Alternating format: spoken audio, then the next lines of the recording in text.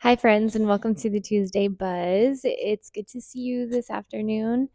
I'm kind of loving the cold front. We still have a little bit left of our winter-ish weather here in Texas, and pretty cool with me, if you do say so. I wanted to talk to you a little bit about and kind of maybe go in depth today and share with you something I've been writing. Or working on. I kind of typed it up today because I think it helps me stay on track. And I really thought that this was really cool, and I figured by maybe sharing this a little more organized here, that it would really hit home for you as it did for me. And so, with this podcast, as I mentioned last week, we're kind of diving into building tables, not sides, and what that looks like and what that means. We have a lot of really cool episodes planned for the next year, really. And so, I wanted to kind of dive more into what it means to do that and maybe examples of people who did this type of thing. We're doing this podcast out of the Hive Collective, which is our third space that we've created, our community center here in Fredericksburg. Fredericksburg didn't have a community center, and so my husband and I decided we would do it. So we have a nonprofit called the Jeremiah Foundation, Jeremiah 2911 Foundation, and through that we have created the Hive Collective, which is where we're at right now. And so we have our grand opening tomorrow, and we're so excited. And if you're in the area, please stop by. We would love to see you. But building tables, not sides. So in doing the research about this topic, I was curious about people who have stepped up to do this exact thing, whether that be building third spaces like a community center or just having simple conversations with people. And through that, I learned about a man. He's a musician. His name was Daryl Davis. He's a black man who made an unusual decision. Instead of fighting people who hated him, he chose to sit down with them, literally. He invited members of the Ku Klux Klan to have conversations with him over time. And because of doing that, something awesome happened. Over 200 KKK members eventually left the organization because of their relationship with them. He didn't scream at them. He didn't try to fight them. He didn't stand up and hold picket signs in their faces. He just invited them over for dinner. And I think that's so huge. Can you imagine living in a society as somebody who's different than somebody and being so outcast, and I'm sure hating those people, because I can't imagine being discriminated against and not hating someone who discriminates you. Can you imagine how hard that is? And this guy decided to have dinner with these people. These people could have easily killed him, and they didn't. They came to dinner. So, one, that shows a lot of confidence and a lot of curiosity from these people to go have dinner with this man. He didn't publicly shame them. He didn't do anything crazy. He just simply said, "Come over, let's talk." A conversation does so much. You can learn so much about somebody. You can learn about the reasons why they are that they are. Not that that's an excuse, but maybe your words could heal them into not feeling that way.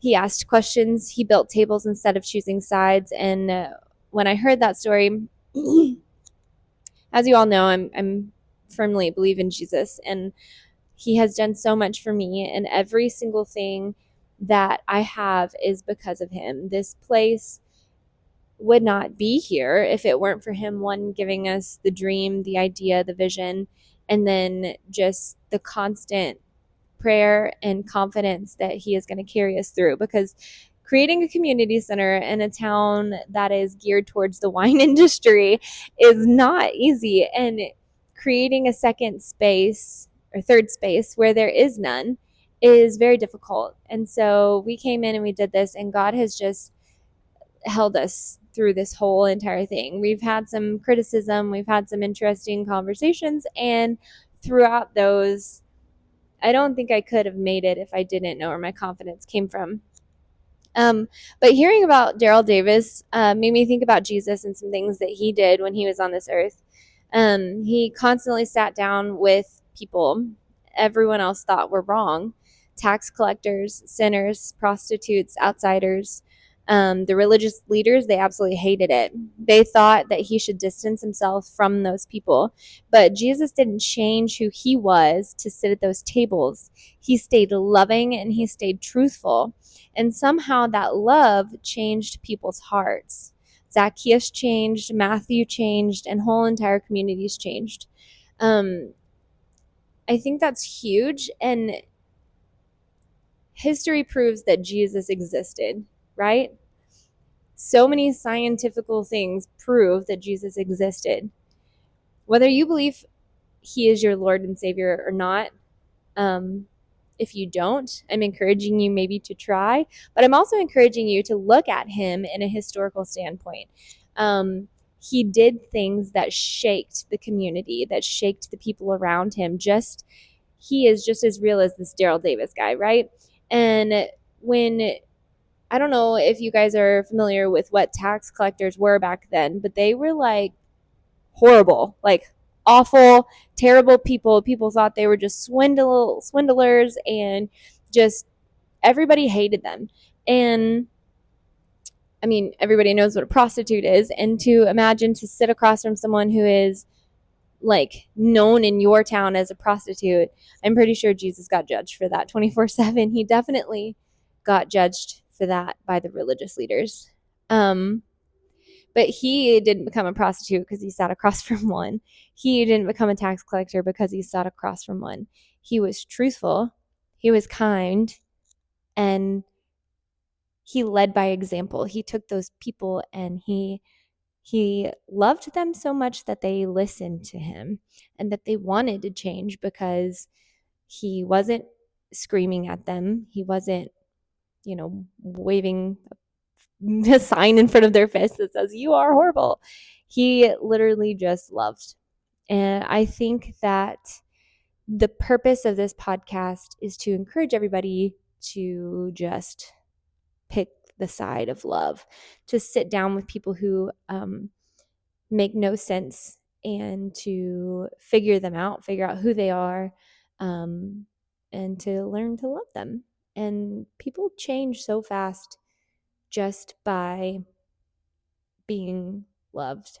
It's such a powerful tool that I think we as a society are kind of falling away from. Sometimes I think the church can accidentally become more like a crowd standing outside criticizing instead of the one sitting at the table. But the gospel was never about building sides. It's about building tables where truth and love sit together. And when we do that, something powerful happens, not because we force change, but because love has a way of transforming people. I would encourage you to step outside your religiosity if you are a Christian, or maybe you have another belief. Step outside of that religiosity and come to others, come to the table with an open heart, with a soft heart, casting aside fear, and come repentive, obviously, because if you can't sit there and say, "Oh my gosh, I'm sorry I judged you," you can't really learn to forgive yourself. That's a hard thing to do. And forgiving others gives you a door to forgive yourself. And something that I'm not very good at. I'm not good at forgiving myself. I'm good at forgiving others, but I'm not good at forgiving myself. And that's been a hard lesson to learn. I was impressed by Daryl Davis because people like him are the reason that movements happen. And if you can change one person, you can change generations to come. I struggled when I was in high school because I guess it was right outside of high school, because I feel like God had called me to go to Hillsong United School of Worship, and I didn't. And I felt like I was a failure. I felt like I just disobeyed the Lord, so why was I here anymore? Because I'm not following his plan. Like, why do I even matter, you know? And it's interesting, and I've shared this before, but a dear friend of mine, and like I say, I think I shared this last season, but a dear friend of mine came to me and out of the blue was like, Melody, God is not a God of first chances.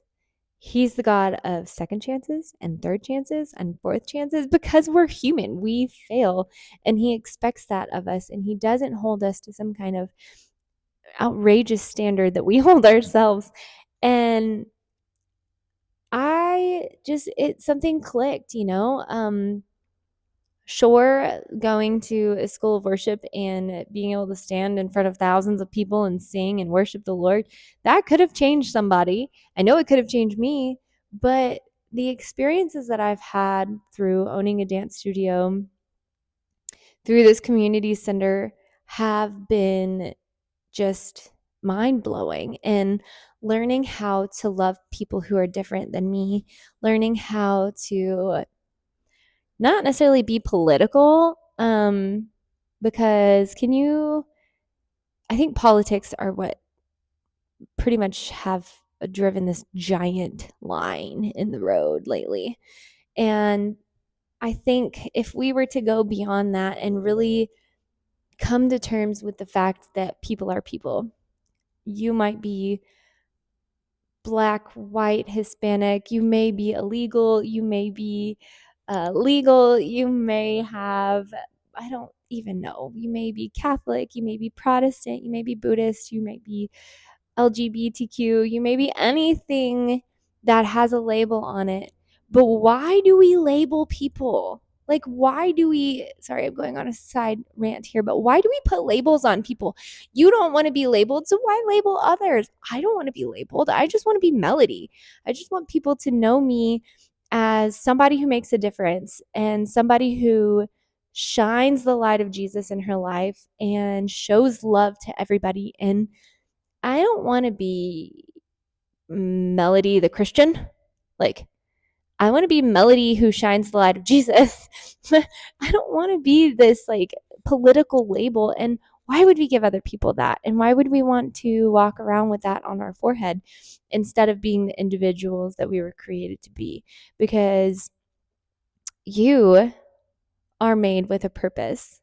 You are made to be you, and you're not made to be what society tells you you are. You're not made to change into somebody you're just not.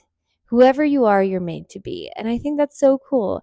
And I think if you were to take who you are to the table with somebody who is them, I don't know, whoever they are, the unity that could ignite from that is, I feel like it would be the movement that we're trying to inspire. So I will stop blabbing because I'm really good at blabbing. And next week's going to be awesome. We're going to have a special guest where we're just going to talk about building tables, and I'll announce that special guest later. But for now, as I did last week, I would encourage you to move on and figure out how you can ignite the movement this week. We're calling it the community movement, the building tables movement. And how can you do that in your own home? Does that look like inviting someone to dinner that you don't agree with? Does that look like reaching out to a family member you excommunicated? Does that look like, I don't know, building a third space, hosting a dance class, hosting a book reading, just giving someone a hug? What does that look like to you? And I would encourage you to go build a table instead of sides. And like I say, my name is Melody, and I'm signing off, but we'll see you next week. And thank you for joining us for the Tuesday Buzz.